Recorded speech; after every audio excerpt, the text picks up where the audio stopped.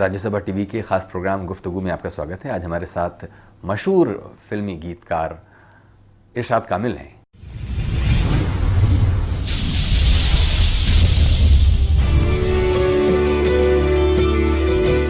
इरशाद कामिल हिंदी फिल्मों और टीवी का जाना पहचाना नाम। पंजाब में संगरूर जिले के मालेरकोटला में पैदा हुए इरशाद कामिल हिंदी साहित्य के छात्र रहे हैं। थोड़ा समय पत्रकारिता में गुजारा और जब से मुंबई पहुंचे तो पटकथा लेखक और गीतकार के रूप में शोहरत की बुलंदियों पर हैं। रॉकस्टार, अनजाना अनजानी, दे दनादन, लव आजकल, अजब प्रेम की गजब कहानी, सोचा न था और चमेली में उनके लिखे गाने खूब पसंद किए गए। जो सात समंदर ढोल गया तेरे प्यार मिले बिन बोल गया ले तेरी हो गई यार सजना वे सजना ओ सजना। इरशाद कामिल कई पुरस्कारों से नवाजे जा चुके हैं और हाल ही में उनकी किताब आई है हिंदी कविता, समय और समाज। ये बताइए इरशाद साहब, करीब 10 साल का अरसा गुजरा है फिल्मों में आए हुए आपको और इतनी बड़ी कामयाबी, इसका राज आप क्या मानते हैं? कामयाबी कोई मंजिल तो होती नहीं, सफ़र चलता रहता है और आप कोई एक मंजिल लेके चलते हैं, फिर आपको पता चलता है जब वहाँ पहुँचते हैं कि उससे आगे भी रास्ता है, तो वो मंजिल पड़ाव बन जाती है। मेरे साथ भी ऐसा ही हुआ।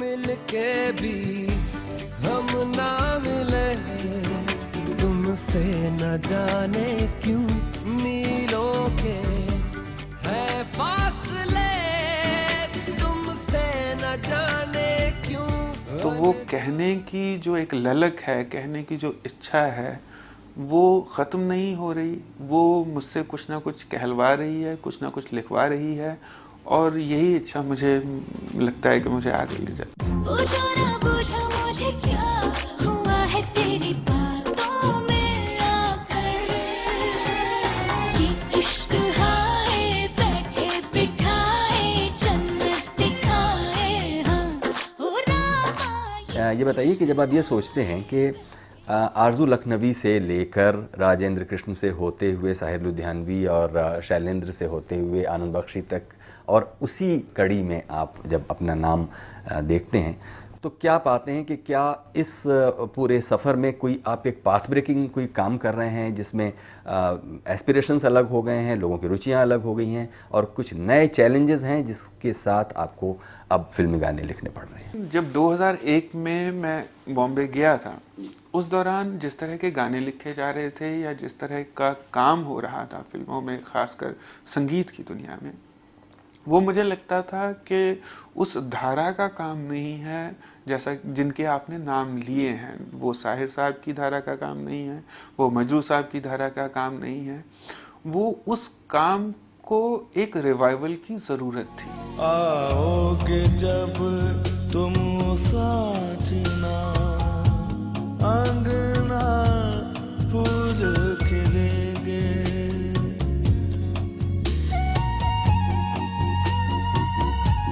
जब आप कहते हैं कि रिवाइवल की ज़रूरत थी तो वो काम, उसको आप कैसे, उसका मूल्यांकन कैसे करते हैं कि वो उस धारा में एक एबरेशन था? मेरा ख्याल है आप ऐसा ही कह रहे हैं, तो आप उसे कैसे कहना चाहते हैं? मैं कहना ये चाह रहा हूँ कि वो कमर्स होते हुए भी लिटरेचर था।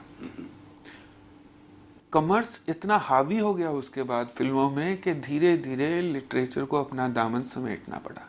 साहित्य को फिल्मों से ऑलमोस्ट जैसे किसी को देश निकाला दे देते हैं, उस तरह की सिचुएशन हो गई थी। साहित्य गायब हो गया था और किसी भी बात को, किसी भी तुकबंदी को, किसी भी लहजे को, किसी भी तरीके की, किसी भी शैली को हम एक म्यूज़िक के साथ गा दें या बोल दें तो वो गीत बन जाता था।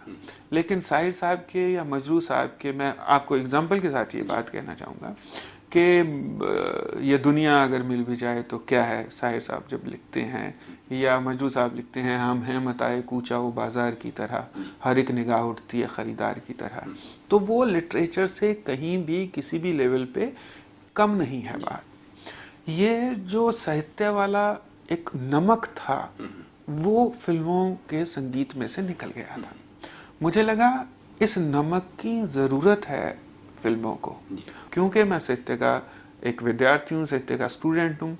वही दोबारा से मैंने लाने की कोशिश की। तेरा होने लगा हूँ, होने लगा हूँ, जब से मिला हूँ।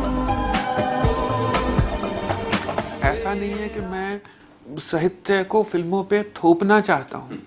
मैं अपने आप में उस तरह का एक किरदार कह लीजिए, उस तरह की पर्सनैलिटी, या मेरी कलम उस तरह से चलती है जहाँ थोड़ा सा साहित्य भी बचा रहता है और कॉमर्स भी साथ साथ चलता रहता है। रे भागे रे मन कहीं आगे रे मन चला जाने किधर जानू ना, भागे रे मन कहीं आगे रे मन चला जाने किधर जानू ना।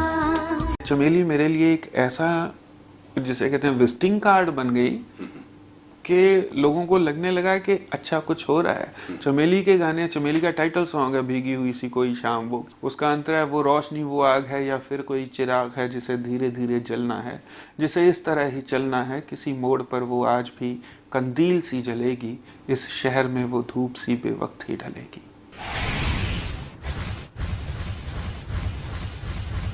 बस प्यार होना चाहिए। भीगी हुई कोई शाम वो महका हुआ कोई नाम वो। ये चमेली का गीत है। और उस जहां आज आइटम नंबर की बात होती है, पहले भी थे आइटम नंबर जो अलग तरह से होते थे जिनको हम कैबरे बोलते थे, चमेली में भी था एक बार सॉन्ग, तेरी हो गई यार सजना बेसजना। तू और किसी का ना होना, मैं जीते जी मर जाऊंगी, तेरी खातिर दुनिया से अब तन्हा ही लड़ जाऊंगी। और किसी का ना होना, मैं जीते जी मर जाऊंगी, तेरी खातिर दुनिया से अब तन्हा ही लड़ जाऊंगी। तो वो जो चीज मिसिंग थी वो हल्के से उसकी एक झलक, उसकी एक हवा सी आई, तो वो एक वेलकम चेंज था पूरी इंडस्ट्री के लिए। सजना ओ सजना मेरे यार सजना वे सजना, मन साथ समंदर ढोल गया जो तू आंखों से बोल गया। लेकिन जब आप नई रुचियों की बात करते हैं और नई पीढ़ी के एस्पिरेशंस की बात करते हैं, ख़ास तौर पर अपने गीत में, तो एक ख़ास तरह की भाषा आप ईजाद करते हैं। इतनी ज़्यादा पंजाबियत, इतनी ज़्यादा बोलचाल के शब्द, अंग्रेज़ी के शब्द और एक बिल्कुल ताजगी लिए हुए गीतों को लिखने का, ये जाहिर है कि ये भी कोई सोच समझ कर नहीं हुआ होगा, ये भी एक ऑक्यूपेशनल कंपल्शन होता होगा। ये प्रोसेस क्या है, ये ज़रा हमको बताइए। मुझे ऐसा लगता है कि आप जो भी सिनेमा बनाते हैं वो सिनेमा आम आदमी के लिए बनाते हैं। आज से 50 साल पहले का सिनेमा उस समय के, उस समाज के इंसान के लिए था। आज का सिनेमा आज के समय के इंसान के लिए है। उस समय उर्दू थी, हिंदी थी, खालिस भाषा थी और खालिस भाषा गीतों में थी। उस समय आम इंसान की बोलचाल भाषा एक अलग तरह की थी। आज आम इंसान की, नौजवान की भाषा बोलचाल की एक अलग तरह की है। और क्योंकि जो कहानियों के किरदार हैं वो हमारी ही जिंदगी से कहीं ना कहीं आए होते हैं, तो उनकी भाषा भी वैसी रहती है। Let's have some Ronak Shonak, let's have some party now, let's have some Rola-Rappa, let's have some Dhola-Dhamaka, let's call the Dholi now, let's have some Matti-Tappa। तो वो एक जरूरत बन गई है। ये ना तो कोई गिमिक है, ना ये भाषाओं की खिचड़ी बनाने की कोशिश है। अब हम नॉर्मली जिस तरह की भाषा, जैसे अभी मैंने कहा नॉर्मली, मैंने ना चाहते हुए भी मुझसे इंग्लिश का वर्ड यूज हो गया। अब यूज में भी इंग्लिश है। तो ये उसी तरह से हम गीतों के बारे में सोचते हैं, उन किरदारों के बारे में सोचते हैं। Shining in the setting sun like a pearl upon the ocean. Come and feel me, oh feel me. Shining in the setting sun like a pearl upon the ocean. Come and heal me, oh heal me. अब ये समय की जरूरत है और ये आम आदमी तक पहुंचने का एक सीधा और सपाट और सरल जरिया है ताकि उनको बात समझ में आ जाए कि हम कहना क्या चाहते हैं।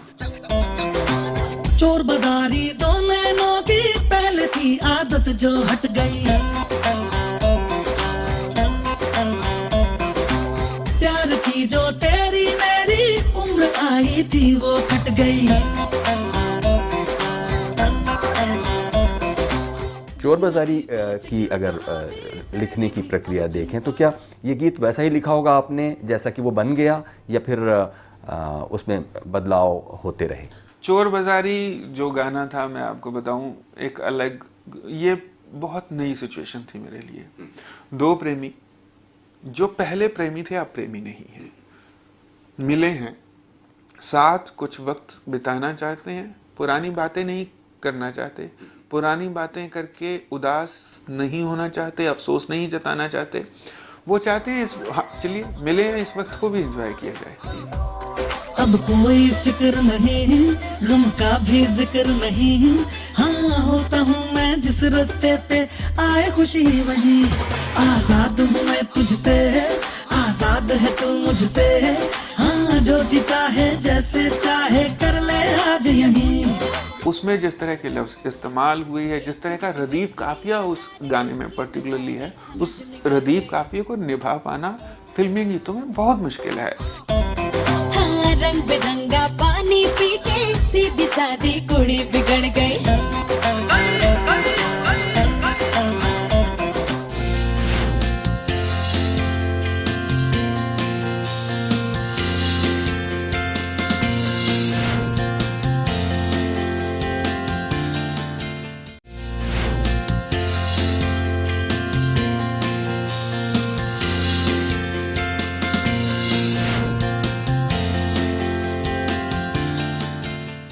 इरशाद साहब, हम बातें कर रहे थे कि रदीफ और काफिया मिलाना भी एक मुश्किल काम होता है तब जब कि आपको म्यूज़िक बेड पहले से मिला हुआ हो, सिचुएशन मिली हुई हो। अब गीत लिखना आर्ट नहीं बल्कि क्राफ्ट हो गया है आपके लिए, तो ख़ास तौर पर। ऐसा नहीं है, मुझे लगता है अगर आप शब्दों से विचारों तक पहुंचते हैं तो ये क्राफ्ट है, अगर आप विचारों से शब्दों तक पहुंचते हैं तो अब भी ये आर्ट है और ये आर्ट ही रहेगा। वो बात अलग है कि हम गीत कहते किसको हैं, गीत को किस तरह से समझते हैं। हमारी इंडस्ट्री की ये बदकिस्मती है कि सब के सब डायरेक्टर्स म्यूजिकल नहीं हैं, सब के सब प्रोड्यूसर्स को म्यूजिक की वैसी समझ नहीं है जैसी होनी चाहिए। लेकिन मुझे लगता है अच्छा डायरेक्टर या अच्छा प्रोड्यूसर वही है जिसका म्यूजिकल ईयर है। इम्तियाज़ के साथ आपकी बड़ी लंबी टीमिंग है, तो जब आप इम्तियाज़ के साथ काम करते हैं तो सिर्फ कान वाला एक सिलसिला है, या हमने सुना है कि इम्तियाज़ के साथ आपकी बहुत ऐसी दोस्ती है जो कि कई बार आपको अनकंफर्टेबल सिचुएशंस में भी डाल देती है? मतलब दोस्ती में कुछ भी हो सकता है, दोस्ती की कोई भी डिमांड हो सकती है और दोस्ती में अगर कोई डिमांड करे, कोई मांग करे तो उसको पूरा भी करना चाहिए। मैं और इम्तियाज़ तब से दोस्त हैं जब वो इम्तियाज़ अली द डायरेक्टर नहीं बना था और मुझे भी कोई नहीं जानता था। जब हम चाय की दुकान के बाहर खड़े होकर सोचते थे और पूछते थे, सोचते ही नहीं एक दूसरे से पूछते थे कि तुम्हारे पास पैसे हैं तो चलते हैं अंदर। वो मुझसे पूछता था तेरी जेब में है? हाँ हैं। कभी वो कहता था हाँ मेरे पास है, चलो पीती है चाय। हमारी जर्नी वहां से शुरू हुई है दोनों की, जहां कुछ भी नहीं था, जहां सिर्फ उधार था जिंदगी में और कुछ सपने थे जो अपने थे।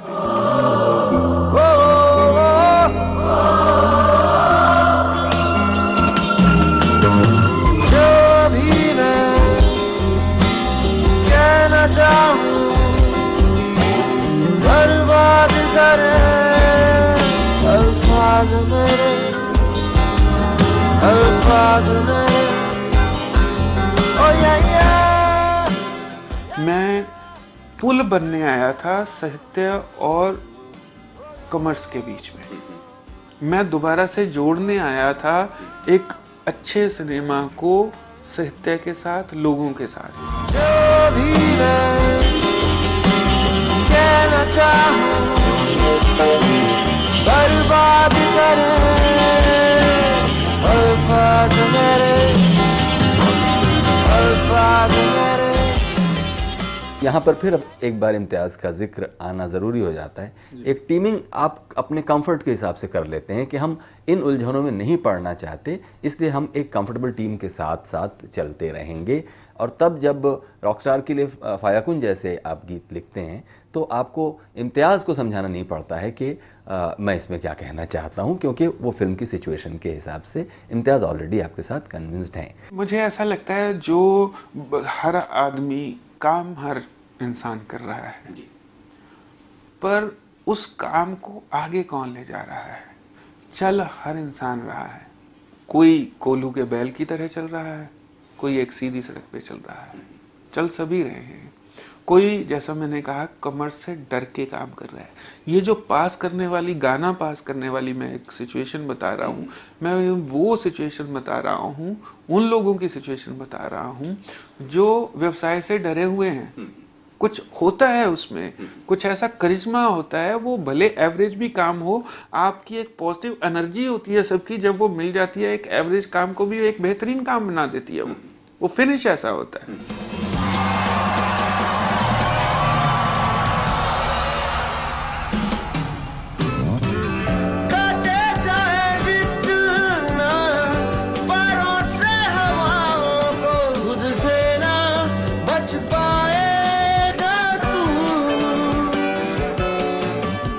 एक सरल साधारण बात कही जाए, तरीके से कही जाए, करीने से कही जाए, वो भी उतना ही असर करती है। ऐसा कोई अनुभव जिसमें आपने सोचा हो कि ये गीत बस मैंने चलते हुए लिख दिया है, लेकिन वो आपकी अपेक्षाओं से ज़्यादा कामयाब हुआ? जी बिल्कुल, बहुत। मेरा एक नहीं, मेरे बहुत से ऐसे गीत हैं जो मेरी अपेक्षाओं से कहीं आगे निकले हैं। सबसे उसका बड़ा एग्जाम्पल है जब वी मेट का तुमसे ही गाना। तुमसे ही दिन होता है, सुरमई शाम आती है, तुमसे ही हर घड़ी सांस आती है, जिंदगी कहलाती है, तुमसे ही। तुमसे ही ऐसा गीत था जिसको मैंने लिख दिया एक आम गीत की तरह से, और उस गीत को मेरे साथ ऐसा एक्सपीरियंस हुआ है। एयरपोर्ट पे एक बहुत ही साध्वी किस्म की औरत थी, वो मुझे मिली, और क्योंकि लॉन्च में बैठे हुए थे तो हेलो हाय हो गई उनके साथ, और मैंने बताया कि मैं ये काम करता हूँ, और उनको पता चला कि मैंने तुमसे ही गीत लिखा है, और उन्होंने मुझे कहा ये गीत तो मैं सुबह प्रार्थना में रोज गाती हूँ, तुमसे ही दिन होता है, सुरमई शाम आती है तुमसे ही। अच्छा, हर घड़ी सांस आती है, जिंदगी कहलाती है तुमसे ही। उन्होंने कहाँ कनेक्ट कर लिया, 1 मिनट के लिए मैं भी हैरान रह गया। और फिर मैंने उन 10 मिनट की मुलाकात में दोबारा से एक फ्लैश में अपने पूरे गीत को रिवाइव किया, और मुझे लगा हाँ ये बिल्कुल सही बात कह रही है, ये तो बिल्कुल आसानी से कनेक्ट हो रही है बात वहां पे। तो वो बात इश्क मिजाजी की कब इश्क हकीकी की बात बन जाती है वो आपको पता नहीं चलता, और जब वो बन जाती है तो वो आपकी सोच से बहुत बड़ी बात होती है।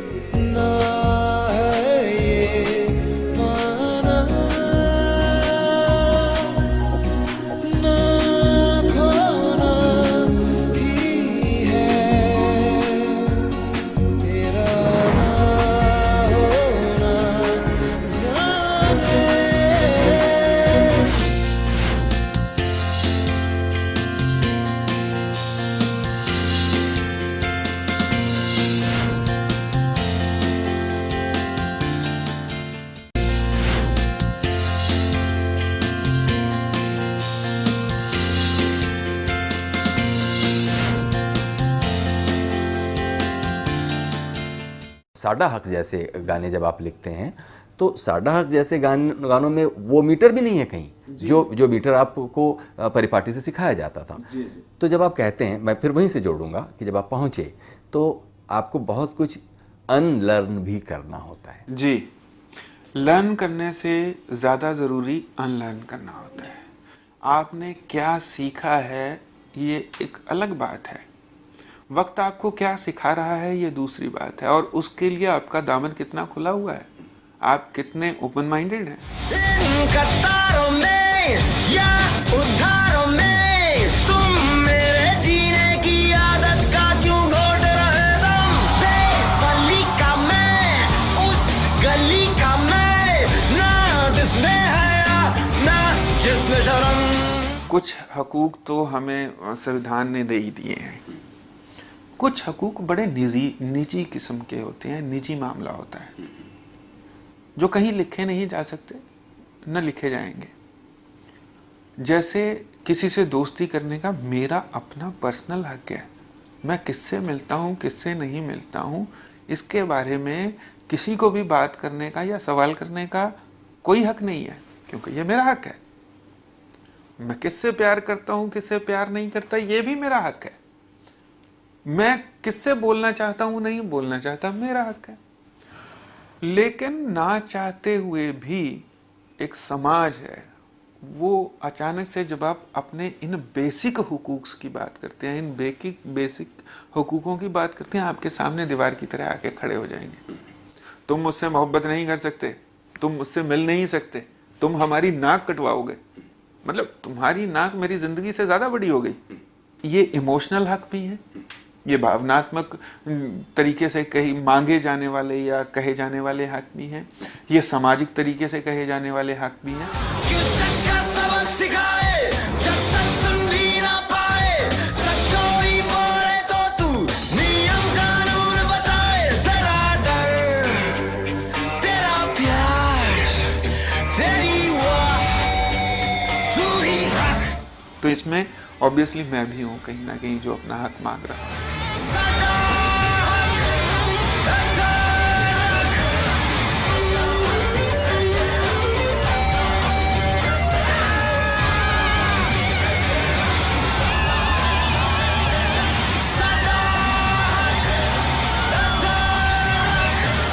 जब कहीं भी कुछ नहीं था, अगर लाइन को आप इस तरह देखें तो आपको लगता है कि उसमें सिंटेक्स की एक मेजर गड़बड़ी है, कि भी को शायद कहीं और होना चाहिए था, लेकिन वो बाद में लगाना पड़ा। जब कहीं पे कुछ नहीं भी नहीं था, वही था, वही था। इस तरह की समस्याएं भी शायद इसी आपको मीटर म्यूजिक बेड दे दिया जाता है, इसलिए ये पैदा होती हैं। मैं आपको बताऊं एक बात इरफान साहब, के जिन लोगों को भी की गड़बड़ी लगती है उनको ये लाइन समझ में ही नहीं आई, माफ कीजिए मुझे। जब कहीं पे कुछ नहीं भी नहीं था, कुछ नहीं कब है? जब कहीं पे कुछ है। जब कहीं कुछ होगा तभी तो कुछ नहीं होगा। जब अंधेरा है इसलिए अंधेरा है जहां पे रोशनी है, अगर रोशनी है तभी तो अंधेरा है, अगर सफेद है तभी तो काला है। कुछ है तभी तो कुछ नहीं है, कुछ नहीं भी नहीं था, पहले कुछ होगा उसके बाद कुछ नहीं होगा। देखिए, अगर इस बहस में पढ़ेंगे तो थोड़ा उलझेंगे, क्योंकि आगे चलकर फिर वो कहते हैं कि वही था, वही था, लेकिन वो वही मेटाफिकली वहां पर तो हो जाता है हजरत निजामुद्दीन औलिया। जब आप उसे कैमरा पर प्लेस करते हैं तो हजरत निजामुद्दीन औलिया के बारे में नहीं कहा गया होगा, ऋग्वेद की इस ऋचा में भी नहीं कहा गया होगा कि वही वो अल्टीमेट पावर है जी। लेकिन अल्टीमेट पावर निजामुद्दीन औलिया नहीं है। जी बिल्कुल सही बात है, बिल्कुल सही बात है। इसका लेकिन निजामुद्दीन औलिया ये तो नहीं कह रहे हैं कि कहीं उनके मज़ार पे बैठ के हमद नहीं गाई जा सकती, कहाँ उन्होंने कहा है? या कोई ऐसा, मतलब मुझे नहीं लगता कि अगर ऐसी बात है कहीं पे, वहां वो जगह है, उस जगह की बात है, ऐसा भी कहीं नहीं कहा गया है। ये बात अल्टीमेटली एक उस जिसे कहते हैं उस ताकत की बात हो रही है जो ताकत हमेशा से रही है, और जो ताकत जिसे कहते हैं कि सबको बनाने वाली है, सबकी क्रिएटर है जो ताकत।